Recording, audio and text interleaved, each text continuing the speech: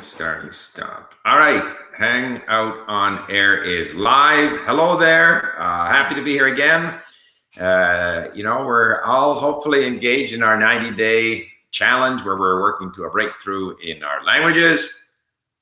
Today I want to talk about, oops, I have to mute this just a second. I apologize for that. All right. Yeah, because I have my iPad going on the side. That's where I can see the comments and questions. So I forgot to mute it.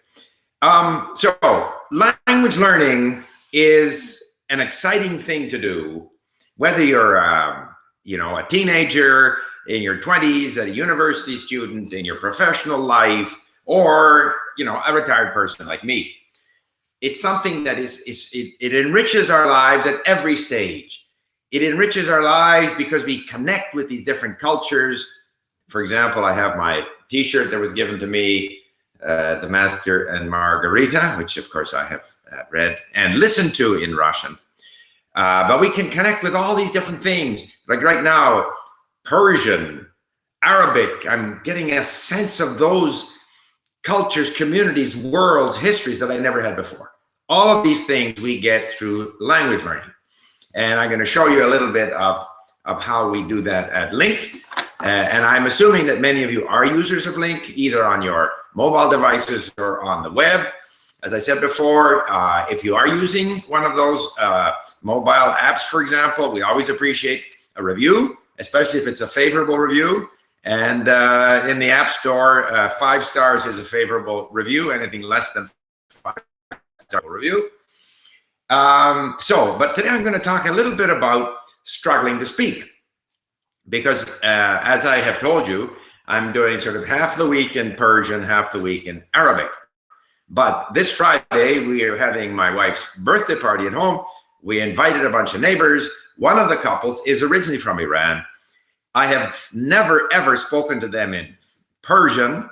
And so I kind of want to bring the level of my Persian up so that I can have a chat in Persian and surprise them. So therefore, I've spent so much time on Persian that I've neglected my Arabic. But I do have regularly scheduled sessions with my tutor, Dalia. So I still had to show up for those. And of course, I really struggled. Every time I thought of something, or very often a Persian word would pop up, and I struggled mightily. So before getting into that, I just want to, let's put it this way. The fact that I struggle to speak doesn't bother me. It doesn't detract from my enjoyment of Arabic and Persian. I do enjoy interacting with my tutor, Dalia, and we spoke about a variety of subjects with difficulty. We spoke about the origins of Semitic languages, Aramaic versus Hebrew versus Arabic. Which language did the Nabateans, the people who built Petra, which language did they speak? Probably Aramaic. Phoenician language, lots of interesting stuff. And I will get back from her a lot of words that I tried to use. And she'll give me a recording, and that will be more content. But the point I'm making is I'm engaging with Arabic. I'm engaging with that world. The fact that I struggle to speak on a specific occasion doesn't really bother me. And, again, I just want to point out, like, we always have to decide where we spend our time. So if I spend more time acquiring more words and kind of raising my level in the language through extensive listening and reading, then that may not prepare me for a speaking opportunity. And that's where the mini stories are so effective. And there was a discussion on our forum at LingQ, I can't listen to them too often, and they're boring, and so forth and so on. And I say I listen to them 30, 40 times. I don't listen to them 30, 40 times the first time I listen to them. The first time I go lesson 1, 2, 3, 4, 5, back to 1 again, listen, don't understand, read, try and understand a bit more, still can't understand. It's that whole process. But where I have listened to the first 5, 10 stories 30, 40, 50 times, it's because I have gone back to them so many times. I eventually go up to 10 and 20, and after lesson 20, the mini stories have a variety of tenses, not just the present tense. They introduce more sort of useful connecting words like in my opinion, on the other hand, although, and so forth. So you're gaining more and more stuff. And yet I still go back to the first ones and listen to them again because they train me in the most common verbs. And I find that in order to speak, you need to have good control of the verbs. So if my goal is to do better, like if I'm going to prepare to have a conversation with this Iranian couple on Friday, I'll tend to spend more time on the mini stories, more time on building up that momentum so that I can speak better, because I'll be listening to all these verbs and phrases in my brain, and less time acquiring new words, because as you get further and further into the language, the new words that you acquire, are lower frequency. They don't repeat that often. And so you're kind of socking them into your database, socking them into somewhere in your memory, but it's going to be a while before they will, activate.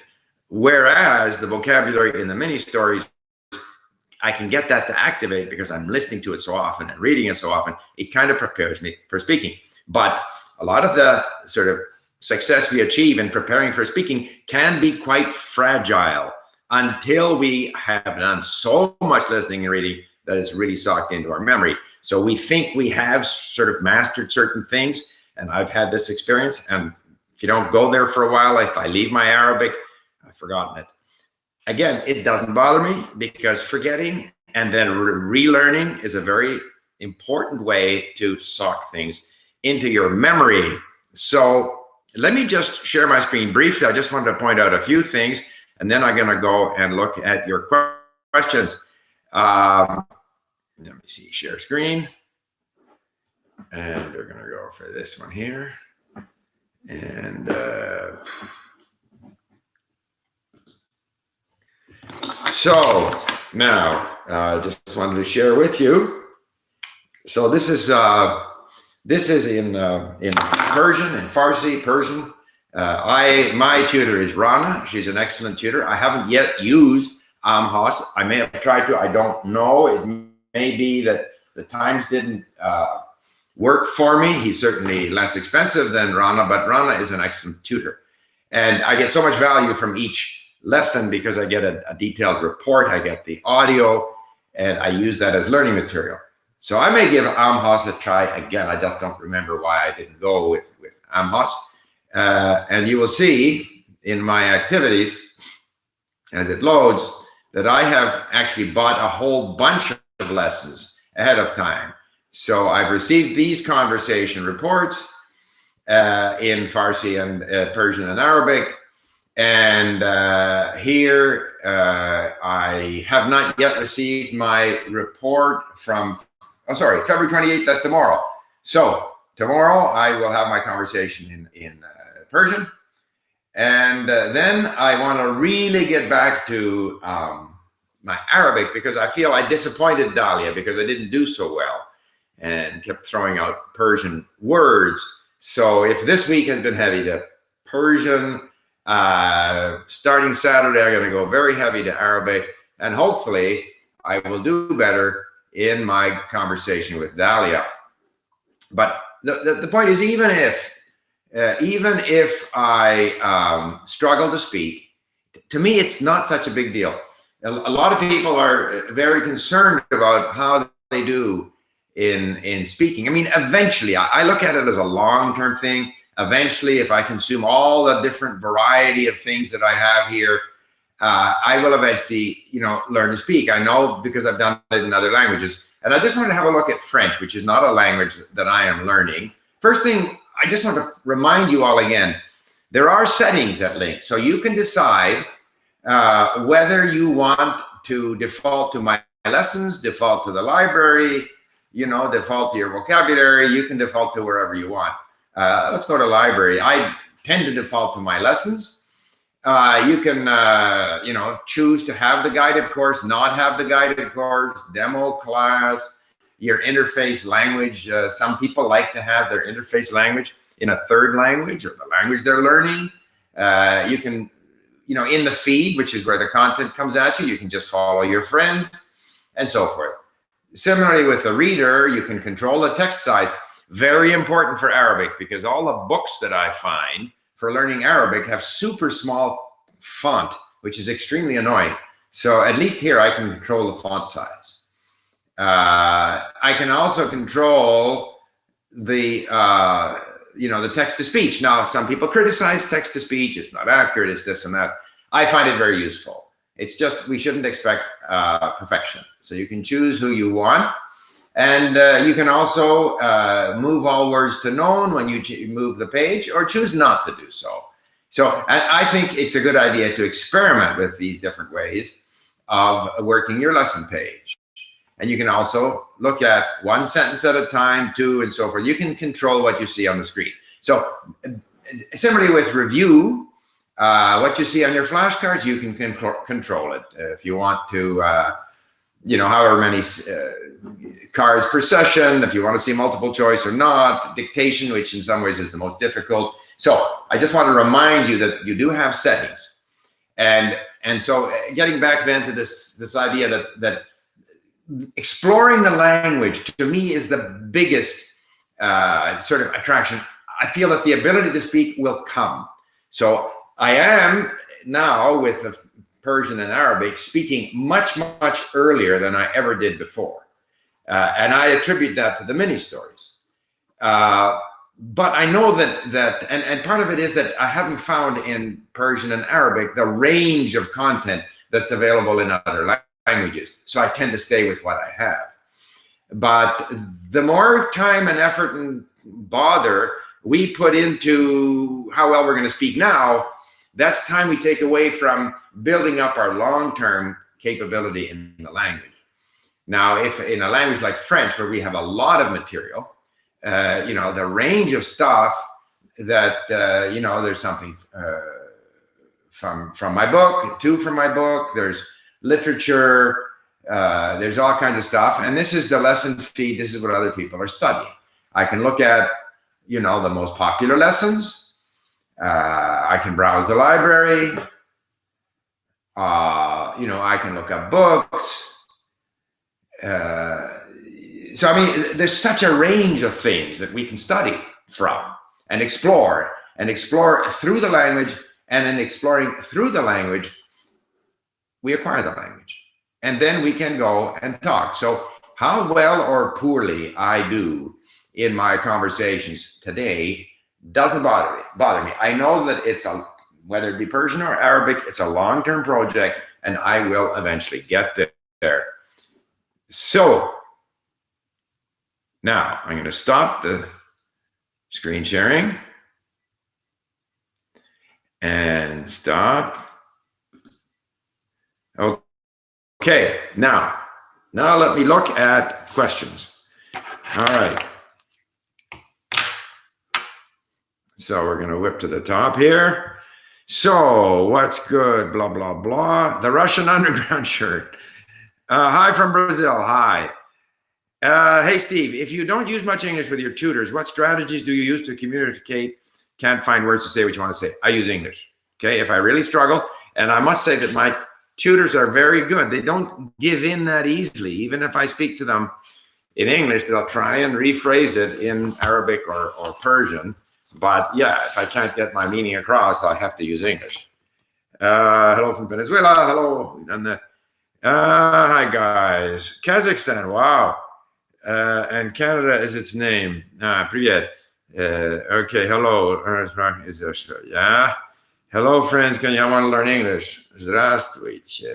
Steve, могу я выучить язык, слушая аудио, пока не выучу его наизусть? Выучу его наизусть. So, yeah. So the question is, can I learn the language just listening without sort of memorizing it? If I understand that correctly. Yeah, the listening is you're picking up a little bit at a time. Sediments are settling in your brain. I have never been a fan of trying to master anything, memorize anything. I simply don't like doing it. It may be that it's effective, but I just don't like doing it. So now, Ahmed Muhammad Saib. Boy, I read so difficult reading. Salamat Sizbe, whatever that is. Merhaba. Uh, how do you develop an attitude of not being bothered by speaking mistakes? I always feel embarrassed. You know, I'm happy to learn my language. I would rather not make mistakes, but I'm communicating. To the extent that I communicate, I'm happy. I'm disappointed that I can't do better, but I'm happy. It's better than not communicating. How do you study languages with short time? Languages take time. So the less time you have, the less well you're going to do. 안녕하세요. Okay. Okay. Олечитore. And flamenco, здравствуйте, Sliv. Это очень эффективно, но я думаю, нет смысла. Zubrich, I must say, I don't know what Zubrich means. Master procrastinator, how you don't forget the languages you don't have much contact with? They slide. But when you're, first of all, my top 10 languages, I think not to forget. The others, I definitely slide. But if I get back into them, I very quickly return to the level I had before. And there's all kinds of research that shows that the brain, relearning is in fact an important part of the learning process. What language have you enjoyed the most and why? I enjoy them all. Like right now, when I like Farsi is a lot easier than Arabic. So I enjoy the fact that Farsi or Persian is easier. But I'm very much looking forward to getting back into my Arabic. They're all enjoyable in their own ways. I can't select one. How does one learn that more colloquial language that literature doesn't provide? For example, what you hear in movies or on the street. Okay, I have never worried too much about slang. I don't come across it that often. I think it's something that we pick up naturally. I focus on learning whatever content I'm using. That's what I learned from. If there's slang in there, I'll pick that up. If I want to do more slang, I'll find myself more slangy content to listen to and read. What you listen to and read is going to dictate what you learn and how you speak. But I would caution you on using slang, and even more so, any bad language. We always think it's fun to use slang or even bad language in a language we're just learning. We don't necessarily know how those words are used, and sometimes it can create a bad impression. We're better off, in my opinion, to stay with neutral language until we can just naturally use the slang or even foul language because we know how it's used. So I think people are too quick to jump into slang and even swear words. Como va a vida? Muito bom, muito bem. Que nome engraçado, blah, blah, blah. It's a problem in Finnish. Most people learn the standard language and don't really learn the colloquial language. Fine. Finnish people apparently don't favor the standard when talking amongst themselves. Yeah, I mean, this is an issue in Persian, where the written language is, I would say, significantly different in many ways from the spoken language. But as long as you get content, like these things you can have it written either the way it's spoken or written in the standard form. But if you listen, say, over and over to the spoken language, that's what you're going to get used to. You think that having read more than 1 million words on LingQ in Spanish with 35,000 known words is enough to read physical books in Spanish with very minor problems? Yes, at that level, you can, but even languages where I have 50, 60,000 words, like Czech, whatever, if I have a large article to read, I will bring it into LingQ just so that I can, if there's 5%, 3%, 5%, 7% unknown words, I can add them to my database and have a chance of seeing them again. So, but yeah, I can read Czech, I can read Polish without the dictionary. I just miss a few things, but I always feel it's a pity that I'm missing these words. And I know from experience that it's too much effort to look them up in a traditional dictionary. However, if I can bring them electronically into LingQ, then that's what I prefer to do. I think learning language is one of the best ways to engage with the culture. Absolutely. It's fun. It's the way to go. Hi from an American living in Germany. Hi. Nabatian in Petra spoke ancient North Arabian, not Aramaic. Thank you. Okay. When I spoke with my tutor, she assumed that they had spoken Aramaic. And I know, by the way, this is to Ahmad Al-Harbi, as I've started getting interested in Arabic and stuff, and I do start to follow certain people on Twitter, I know that there's some discussion now that, I had assumed that the Arabic language came from, Saudi Arabia. And in fact, there seems to be increasing discussion that the Arabic language originated somewhere in sort of the southern part of sort of Palestine, in that little area there. So, and that would be precisely, Jordan, where the Nabateans were. So I am by no means an expert, but I do enjoy getting involved and learning. And even if, again, like, I'm not a perfectionist, so I pick up some stuff. Some is true, some is not true. The exploration is fun. If we're exploring a forest and we make the odd wrong turn, it's still fun. Which statistics on LingQ do you feel is most representative of your progress? Links, known words, words read, etc. To me, known words, and bear in mind that all of these statistics are approximations. They reflect a level of activity more than anything else. I mean, linking drives it. You need to create a lot of links. That means that you're looking up words, but ultimately you want to be reading a lot and adding to your known word total. Most of what you add to your known word total eventually is going to be words that you didn't ever look up, because you have learned so many other words that are related to those words that pretty soon you don't need to look up so many words. They're just being moved to known naturally. And I always look at the known word total, which, has a different value depending on the language.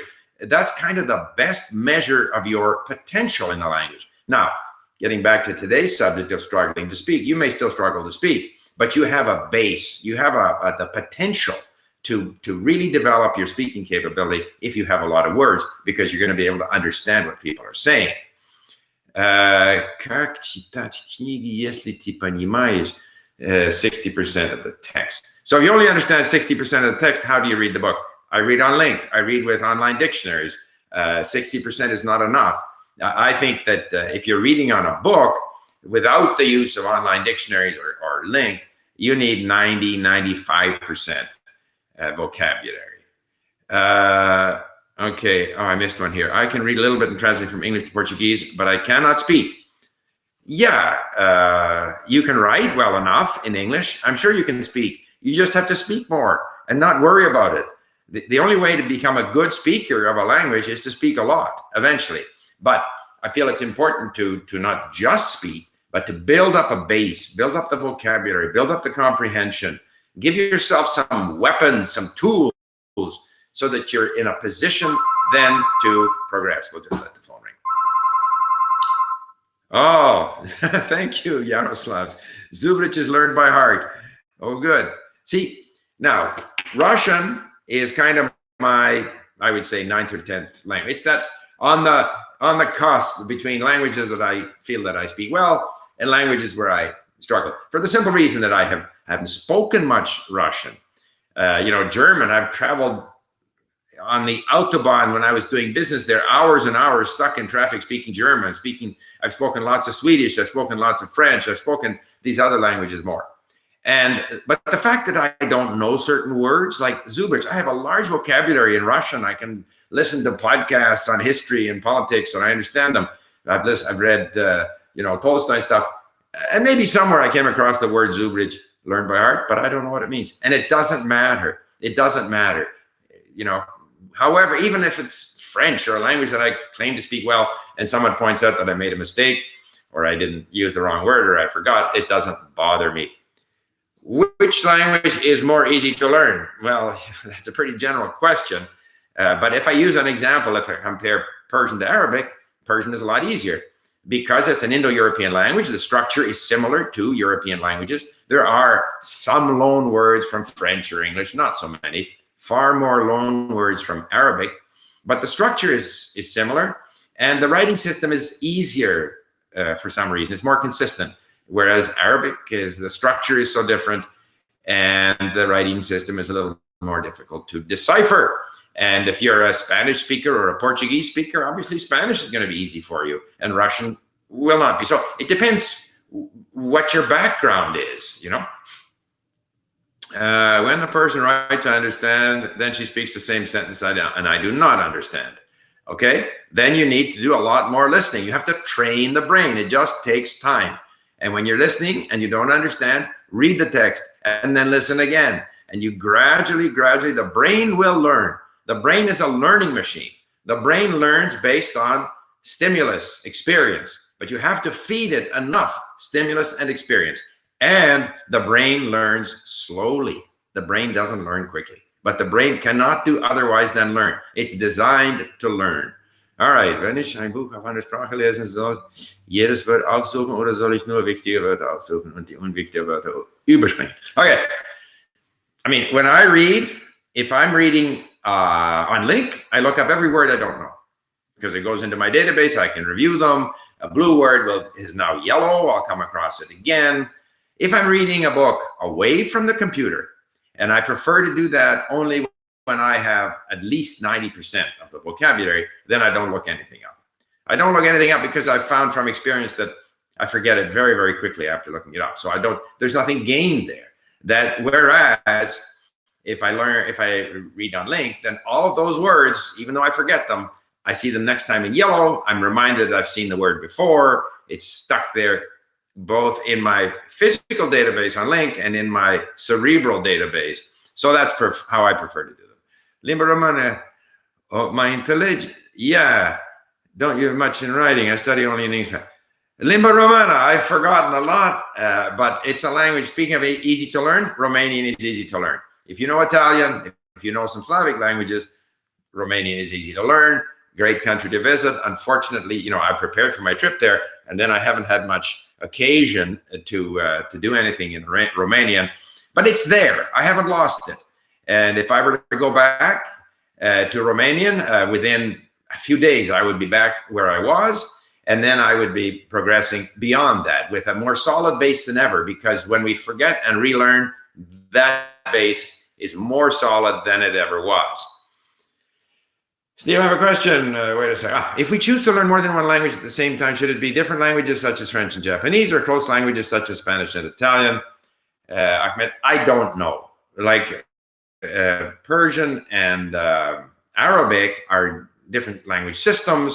They share some common vocabulary. It helps when I come across Arabic origin words in Persian. But I think if a person, you'd have to go and do it. I mean, we can experiment, try learning similar languages, try learning different languages, see what works. I do believe we have the capability of learning a lot of languages. I'm much more convinced of that now than I was before. And before I was fairly sort of convinced that you had to focus on one, that you needed a high level of intensity. This was my experience in learning Chinese. But now I'm doing Arabic and Persian, and I feel I'm progressing in both. The brain is switching back and forth. I think the sort of novelty factor is good for the brain. I think we should experiment. I think people can all learn 3 or 4 or 5 languages and do some of them at the same time. Apoilada, hey, apoilada. There's Greek. There's another one that I want to get back to. I'm from Brazil. I have difficulty speaking. Then speak more. Then speak more.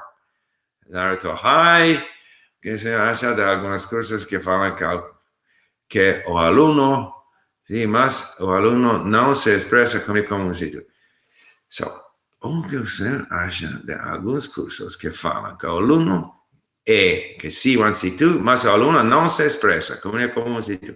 So, in my opinion, when we're talking C1, C2, we're talking about all of the language skills. Now, it's possible for someone to be very advanced in reading and not so advanced in speaking, or vice versa.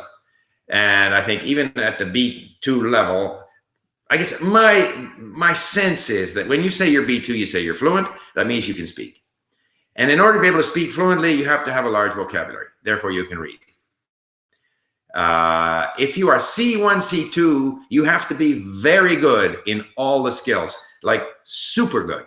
Native level, high native speaker level. It's not possible that someone could be C1 and C2 in reading and not able to speak. If I understood the question correctly.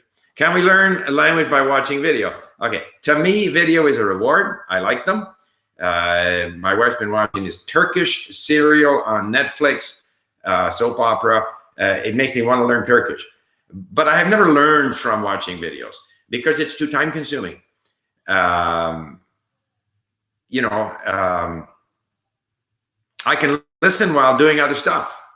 I can sit down and read. But if I have to sit down to learn, to actually watch a video the whole time, it's totally occupies me. And typically, the videos, movies are less sort of word dense than when we're listening, we just rely on the words. When we read, we just rely on the words. And when we're watching video, we have all this action and people are jumping around and stuff.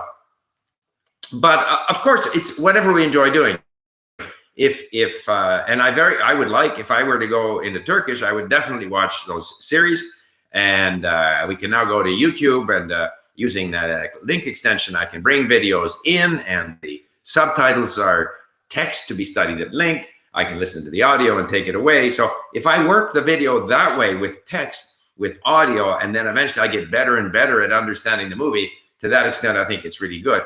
Otherwise, if we don't have a good level in the language, I think movies really don't move us along that far. That's been my experience, but it's what people enjoy doing. Can we learn Spanish? Okay. Where to look for native speakers to practice with? A, which language? B, there's all kinds of sites that offer language exchange or tutors, including Link, and you can sign up with one of our tutors.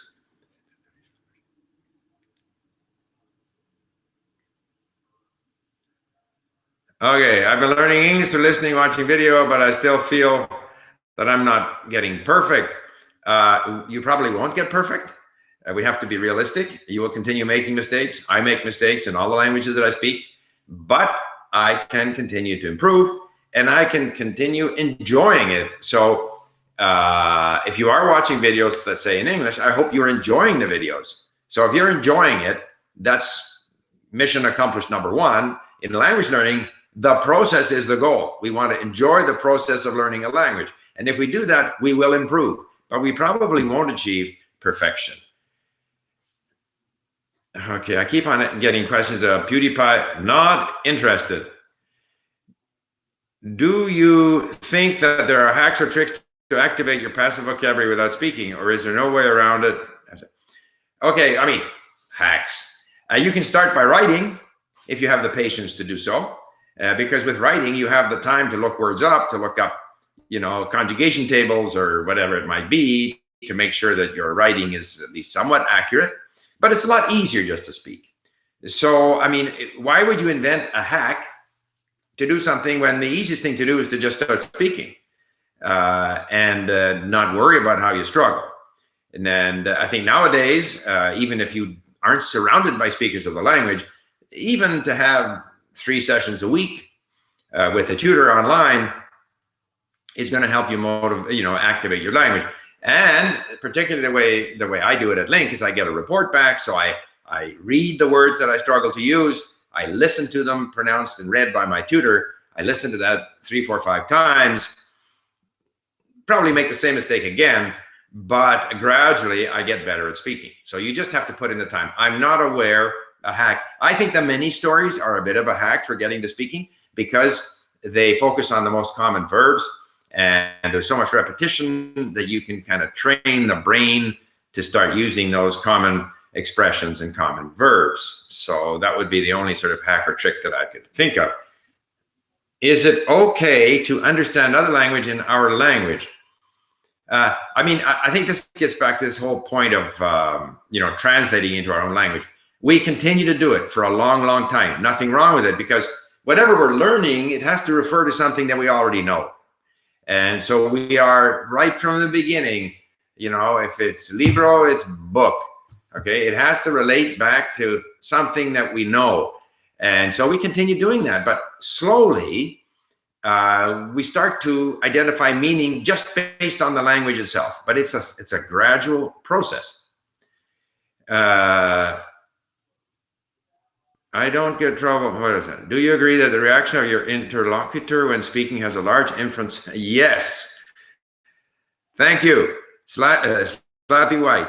We are going to speak better with some people than with other people. I believe that there's this whole, even in terms of content, like we want to listen to content that we like, where we like the voice. We want to talk to people who make us feel comfortable. And because anytime that there's pressure or any negative emotions, we do less well. That's why the tutors, if I pick tutors who make me feel comfortable, who are able to ask questions that get me talking, who are encouraging, where there's a good Skype connection, or, you know, person to person. There are some people that make you nervous and you don't speak well, and other people that put you at ease and you speak well. So definitely. Hey guys, when it comes to speaking, I'm at a good level, but I want to learn to talk about more topics. Well, to learn to talk about more topics, you have to have more words and a higher degree of comprehension. And that's the whole point. You have to continue. So you can, you know, work on speaking better, but you also have to invest in developing your comprehension and your vocabulary level, so that eventually you are then adding first to your passive vocabulary, but then eventually those, if you engage in conversations on those subjects and you hear them coming at you from the person you're speaking to, slowly those words and expressions will activate for you. But it starts with reading more broadly.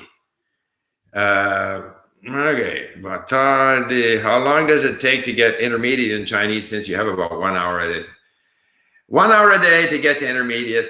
I mean, it's going to be 2 hours, 2 years. Like it's a long time because the characters are a lot of work, and you can't be intermediate. And first of all, let's define intermediate. So in the European, you know, framework of reference, they have A1 and 2, which is beginner, B1 and 2, which is intermediate, and C1 and 2, which is advanced. Now, true intermediate is closer to B2 than to B1. B1 is not so difficult to get to. B2, which is what I call fluency with mistakes, fluency with gaps, fluency on a wide range of subjects, that takes a long time. So if let's say that when I studied Chinese in say 10 months of 6 hours a day, let's say 300 days, just to pick an easy number, 300 days, 6 hours a day, how much is that? 1,800 hours, right? So if you're going to go an hour a day, it's going to be a long time. So now I was fairly fluent. So yeah, you need lots of hours. 2 years, 3 years. Okay, how many is that? In your experience, is it possible to be fluent in speaking from input alone? No. The input is preparing you, creating the potential for you to become fluent. Fluent means fluent. It flows. You can speak. You can speak on a variety of subjects, even as you make mistakes. And to do that, you have to speak a lot. The languages that I speak the best are the languages that I have spoken the most. Can you recommend some resources for beginners in Russian? Well, I think that the content that we have at LingQ is phenomenal. You have everything you need there. I typically, what I do though, is like for Persian here, I started with our mini stories. I did a lot of work in LingQ. And by the way, our resources for Russian at LingQ are far, far greater than what we have in Persian. But I also bought a book, because if we can study the same material in different ways, in a book, at LingQ, different courses at LingQ, even different books. I bought both colloquial and living language. Both have the same fault, that there's so much English on their audio.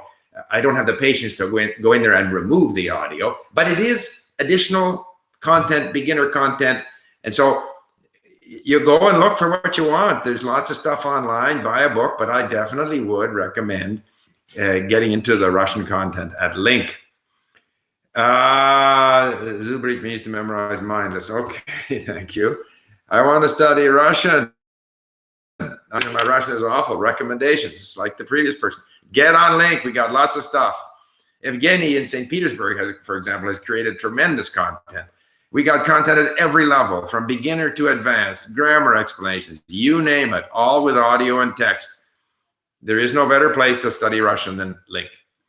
Почему вы не делаете видео на разных языках? Интересно было бы послушать. I have done so in the past. I will do so in the future. I've done videos in French, in Japanese, in Chinese, in Russian, in German, in Italian. You just have to look at my YouTube channel and you'll find them. Greetings from Germany. Love your videos. Thank you.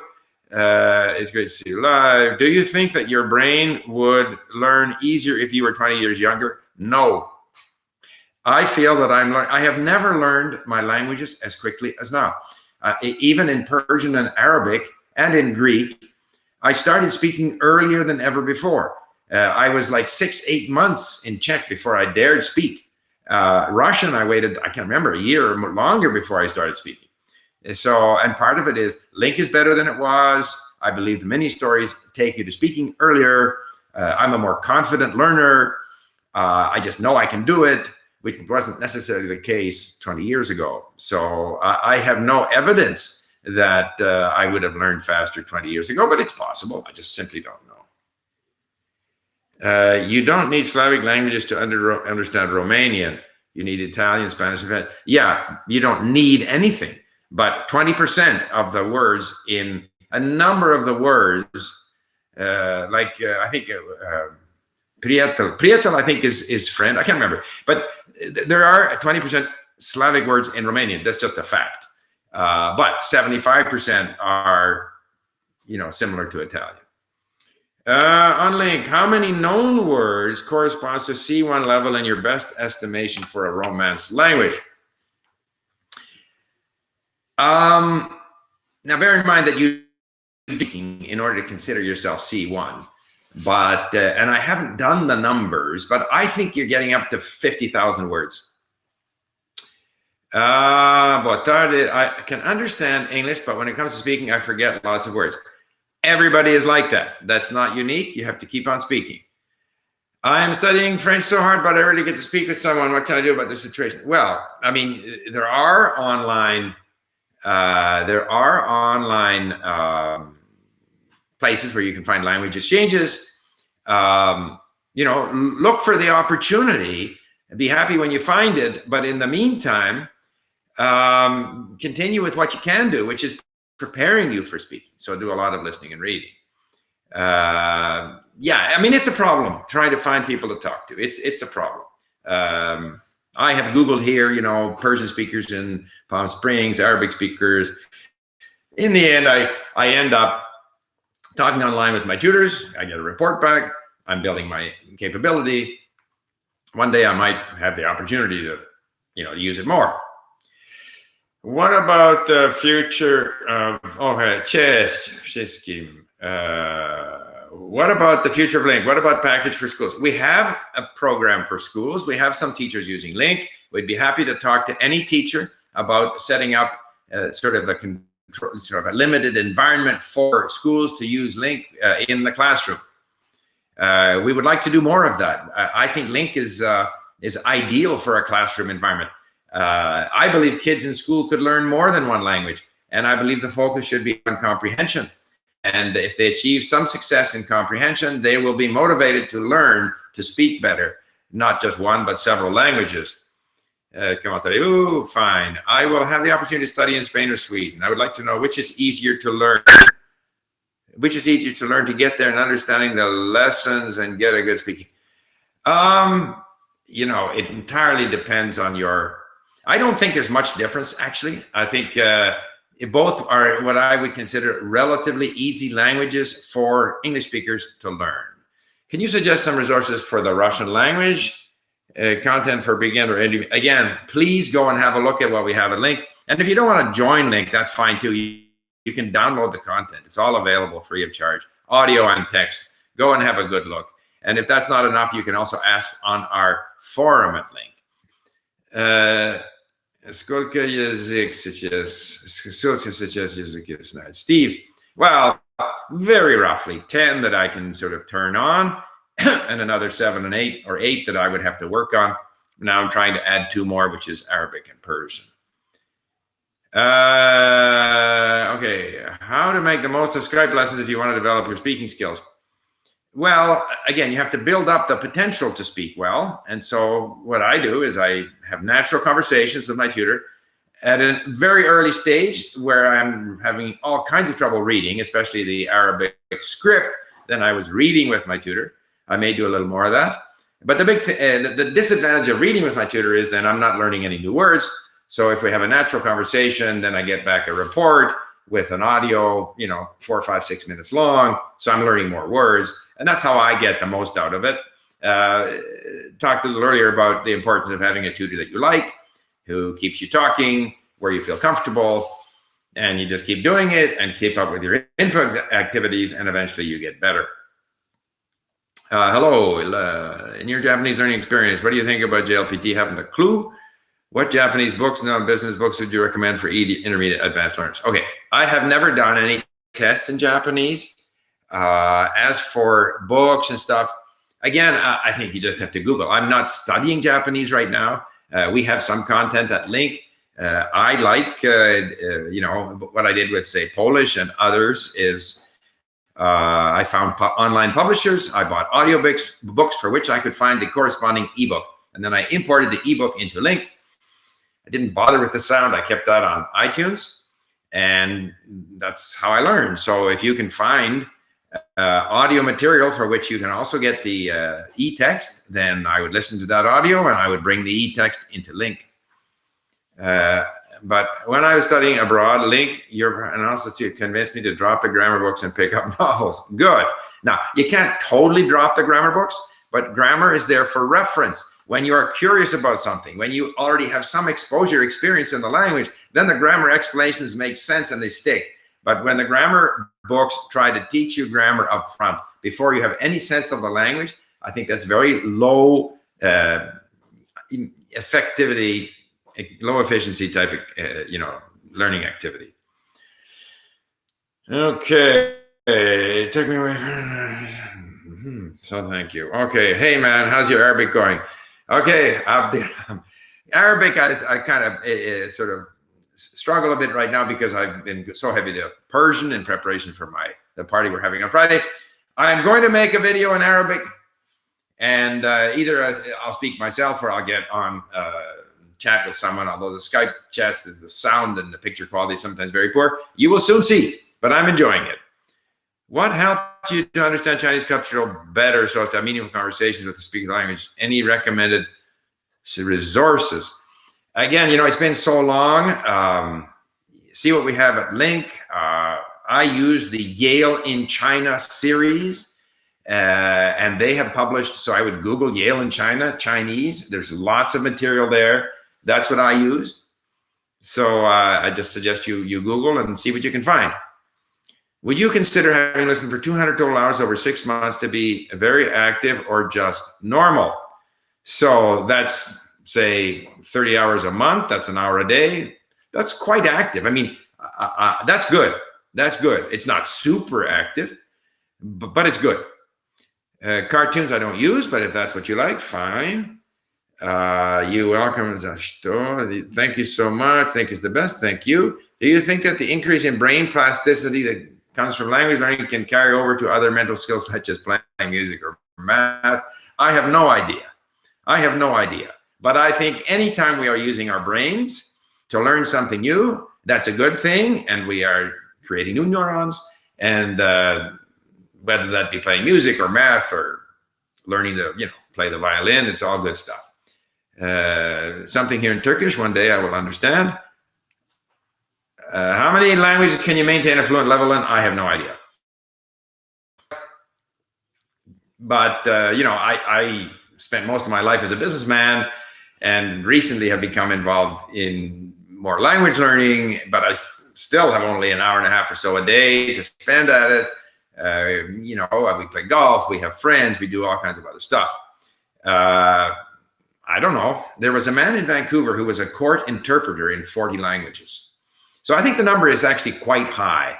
I think you take the leading polyglots like Luca Lamporiello or Richard Simcott and others, they're up in the 20s. Yeah, Serge says priatul buddy, but I'm saying in Romanian, if I remember correctly, there's a similar word, but don't trust me on that. I really like these questions. How much longer, how often will you do these things again? I don't know, we'll see, but we're doing them now for the 90-day challenge. When should we start reading a novel in the target language? As soon as you feel up to it, and it's a big move. I've often said, you know, that first novel you read, it's like climbing a mountain. That changes your perception of the language, your perception of yourself as a learner of that language, and depends on the language, depends on, you know, obviously it's going to be faster in Spanish, say, where a lot of the words are similar to English and where the writing system is the same. It's going to take longer in Chinese or Arabic. Between Russian and Chinese, which language took you the longer time to get fluent? Okay, well, I'm more fluent in Chinese than I am in Russian, but Chinese was a full-time 6-7 hours a day occupation. Russian was an hour a day, an hour and a half a day. So the Chinese was 10 months and the Russian was years. But it's more a function of hours than years. How does LingQ compare to other courses price-wise? I have no idea. Ours is $10 a month for 33 languages. I say thank you because I could upgrade my level of the language I'm studying with LingQ. Great to hear that. Why do people keep saying it's all Greek to me when not understanding something? I mean, there are more difficult languages. Okay, look it up. Etymology, you'll find it might have come from Roman times. It's like with a grain of salt comes from Latin. So we don't know when these expressions, a lot of things came from Shakespeare. We don't know where these expressions, I mean, we do, some people know, I don't know. Is it, where are we? Is it worth recording when you're trying to improve your speaking? It can be. I did it when I was learning Chinese and French to some extent. I don't do it now. You know, you have to experiment with these things. It's not very, I think it would be a good thing to do, especially sort of listen to a paragraph and then try and repeat that paragraph with the same intonation at the same speed, even if you get the odd word wrong, and then listen to it. Work on your intonation that way. It can be a very useful thing to do. I just don't do it right now. It is possible to maintain 15 or more languages at a high level like fluent, or would you go crazy? No, I think that's possible. Is it worth to record? Okay. Do you recommend speaking to yourself? Okay, I don't do it, but people like doing it. It's, you know, the thing about language learning is we can explore and experiment with things and see if A, if it's useful, and B, there are things that are useful to do that we just can't force ourselves to keep doing. So, you know, for example, translating or writing are all good things to do. We may or may not want to put the time or we don't have the patience necessarily to do them. Okay. Do you recommend speaking Japanese? Thanks so much for the Japanese advice. And how to have a normal, almost fluent, yeah, I would say close to 10. I can kind of more or less get along in there. I can do more, but then I'd have to warm up a bit. I'm not about to learn. I don't think I will be learning Khmer. I have to be realistic. There's thousands of languages out there. Turkish, possibly Hindi is where I'm headed next, I think. Okay, so here's a question in Polish. Does the speed, new languages, diminish with age? Not in my case. I'm learning faster now than ever. So I don't think so. I'm learning English about a year. I couldn't listen, write, even read, so now I can comprehend your speech, for example, but keep struggling with some fast speech. Is that okay? Yeah, it's all okay, as long as we're improving. And we should not measure ourselves against some perfection model. It doesn't exist. Comment ça va? Good. Can we learn language through listening scary stories? Any novel that you're interested in, if you're interested in the subject matter, is going to help you. Should I work on those 5 to perfect them? Okay. If you have 5 languages, should I, you know, I constantly struggle with this. I could go back and improve in every one of the languages that I speak. Should I do that, or should I learn a new language? It depends what you want to do. Right now, I'm enjoying exploring Persian and Arabic. So long as it, do you feel fiction or nonfiction is better for learning? Nonfiction, to me, is much easier because fiction has a lot more sort of, call them low frequency words. And nonfiction, we're often familiar with the context. If we are familiar with the context, it's easier to learn. So I like nonfiction. I find it's a great sort of intermediate stepping stone towards, say, literature. How do you review when reading, listening to novels? I get bored. Okay, if I'm at the novel stage, I'm not rereading. The rereading, re-listening is strictly with the sort of mini stories that are starting to get me going.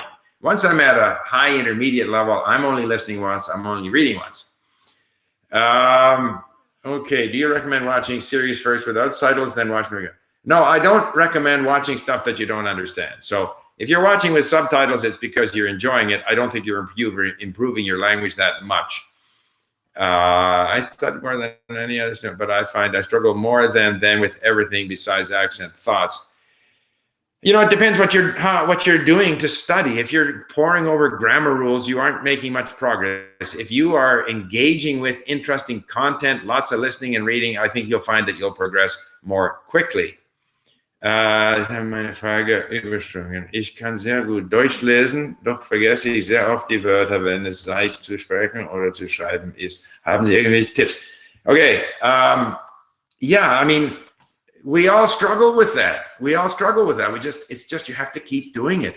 He says, you know, I always, you know, I can read, but then I remember words when I'm speaking. Everyone does that. Everyone does that. Words that I've been reviewing in my mini stories and I really think I mastered, when I go to speak bingo, I can't find that word. Even a word that I know I can't find, let alone words that I haven't a chance of remembering. So that's perfectly normal. You just have to keep on going. Konnichiwa. Will you ever consider learning Hebrew? I went at Hebrew briefly before I visited Israel. I definitely want to get back, but right now I'm focused on Persian and Arabic, then perhaps Turkish, and I may very well go back to Hebrew.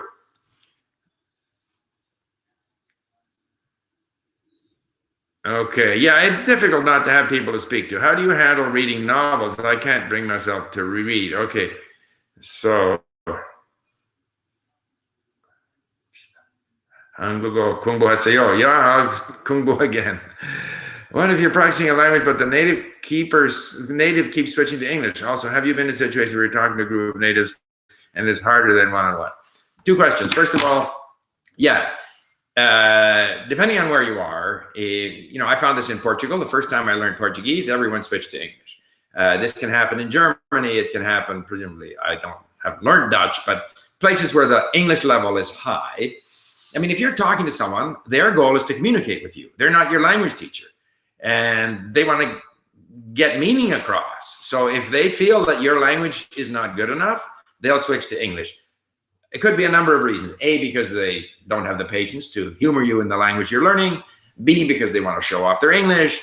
C, they may think that they make you feel more comfortable if they speak their English. Any number of reasons.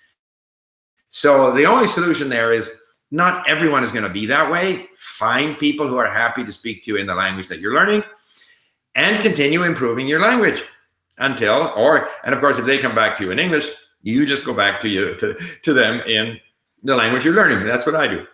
And usually they'll give in and speak to me in the language that I want to speak to. But I mean, they have the right to want to speak in English. You don't have the right to impose on them the language that you're learning. And then the second question was, yeah, group is harder than one-on-one. No question. If you have one-on-one with a sympathetic native speaker, you're going to do a lot better. If you're in a group, sometimes you don't understand what they're saying to each other. And B, when you choose to jump in, you somehow feel now, boy, I better, you know, say what I have quickly, and maybe no one will understand me and they're about to interrupt me. And so the whole scene is much more stressful. So of course you do better one-on-one. Hi, Steve. This is my first time catching. I'm glad you're participating. Okay, glad. Thanks. You're great. It's great. How far will LingQ material take me, given I follow the learning process? The LingQ system will take you as far as you want, because the material in our libraries will only take you whatever so far. Soon you'll be done with them. There's nothing of interest there for you anymore. And that's what I've done. And then I Google, I search, I find online publishers of that language. I find audiobooks with corresponding ebooks, like Polish, Audioteka, for example, in Polish and Czech. There's, I can't remember, Litres or something for Russian. I mean, there's all kinds of stuff out there. And then I just import that into LingQ. So LingQ is building up your potential, but then eventually you have to start speaking. and you can speak with our tutors or find other people to speak to, but the bulk of the effort remains building up your capability, your potential in the language. How far will language? Does watching content in your target language with subtitles in your target language hurt your listening? No, it doesn't. No, I'm not 77. I'm 73. 日本語は素晴らしい。しかし、とても難しい。Okay. It says, do you use reading to learn a language since the beginning, or is it better to have a good level on the language to start reading? Well, I read at LingQ, so I begin by reading. I begin by reading and listening. I begin by reading and listening, getting sense of the language, occasional references, some grammar issues, which I forget, and that's how I learn. What do you think about learning two languages at the same time? I want to learn Russian because I want Korean. My mother's family is Russian, by the way. Two, I'm doing it right now. Give it a try. I've gone now 3 days on Persian, 3 days on Arabic. You can go 1 month on one language, 1 month on another. I said, nah, I don't want to do that because if I leave the one language for a month, it might be more difficult to get back into it. I think it's fine.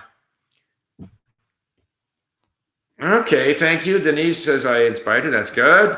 Live stream fits you very well. Keep it up. I want to be like Steve. Okay. Which language do you think is simple to learn?